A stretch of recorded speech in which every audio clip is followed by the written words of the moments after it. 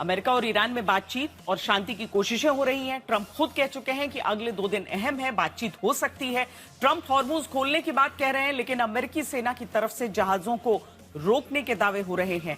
इस तरह हॉर्मुज को लेकर जमकर कंफ्यूजन है। I can tell you that we've been called by the other side. They'd like to make a deal very badly, very badly. Hormuz की नाकाबंदी के बाद डोनाल्ड ट्रंप जल्द ईरान से युद्ध खत्म होने को लेकर बयान दे रहे हैं। ट्रंप ने फॉक्स बिजनेस को बताया, ईरान युद्ध समाप्त हो गया है। न्यूयॉर्क पोस्ट को दिए एक इंटरव्यू में अमेरिकी राष्ट्रपति ने कहा कि अगले 2 दिनों में कुछ हो सकता है। ईरान के राष्ट्रपति पेजेश्कियान का भी बयान आया कि ईरान युद्ध नहीं बातचीत चाहता है, लेकिन अमेरिका की तरफ से अपनी इच्छा थोपने या फिर ईरान को आत्मसमर्पण करने के लिए मजबूर करने का कोई भी प्रयास विफल होगा। मतलब संदेश साफ है कि बात बन सकती है।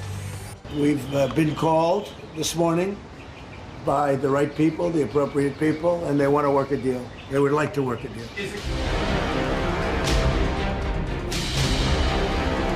वैसे तो डोनाल्ड ट्रंप के दावों पर भरोसा करना मुश्किल है, क्योंकि अमेरिका और ईरान में कई बातों पर मतभेद है, खासकर परमाणु कार्यक्रम को लेकर।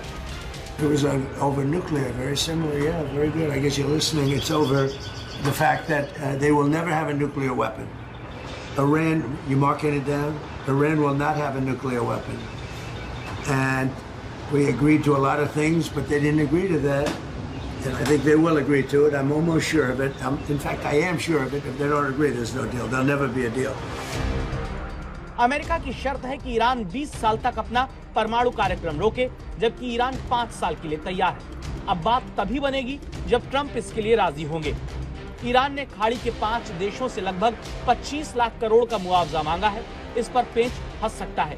सऊदी और कतर तैयार नहीं है, वहीं यूएई, बहरीन, जॉर्डन ने इस पर कुछ नहीं कहा। But here's where we are on fundamentally the president set a policy. Iran cannot have a nuclear weapon, and right now we are negotiating to make sure that very thing happens. And here's what's interesting about this is what's interesting about this is that we have this ceasefire that's in place. I think it's 6 or 7 days old. Right now, the ceasefire is holding. युद्ध खत्म करने को लेकर ये दावे Hormuz की अमेरिकी नाकाबंदी के बीच हो रहे हैं। अमेरिकी सेना का कहना है कि उसने समुद्र के रास्ते ईरान में होने वाले सभी आर्थिक व्यापार को पूरी तरह से रोक दिया है। इस नाकेबंदी को चीन पर प्रहार माना जा रहा है, जो अमेरिकी कार्रवाई से भड़का हुआ है। चीन की तरफ से चेतावनी दी गई कि कोई तीसरा देश ईरान से आने जाने वाले चीन के जहाजों को रोक नहीं सकता, जबकि अमेरिकी वित्त मंत्री कह रहे हैं कि नाकाबंदी से ईरान के रास्ते चीन के जहाजों को आने या जाने नहीं दिया जाएगा, जिससे चीन का ईरान से तेल पानी असंभव हो जाएगा। चीन के राष्ट्रपति जिनपिंग तक अमेरिका को अपने 4 सूत्रीय प्रस्ताव से संदेश दे रहे हैं, जिसमें शांतिपूर्ण सह अस्तित्व, राष्ट्रीय संप्रभुता, अंतर्राष्ट्रीय कानून का शासन के सिद्धांतों के साथ साथ सुरक्षा और विकास समन्वय की आवश्यकता पर जोर दिया गया है। तो जिनपिंग खुलकर हॉर्मुज की नाकाबंदी को जंगल का कानून बताते हैं, ट्रंप को रोकने की बात करते हैं। उनकी हां में हां रूस भी मिला रहा है, जिसके विदेश मंत्री चीन के दौरे पर हैं। सर्गेई लावरोव ने 2 टूक कहा कि ईरान को शांतिपूर्ण परमाणु कार्यक्रम चलाने की आजादी है, यूरेनियम संवर्धन उसका हक है। खाड़ी अरब देश समझते हैं कि अगर अमेरिकी आक्रामकता न होती तो ईरान हॉर्मुज स्ट्रेट बंद नहीं करता।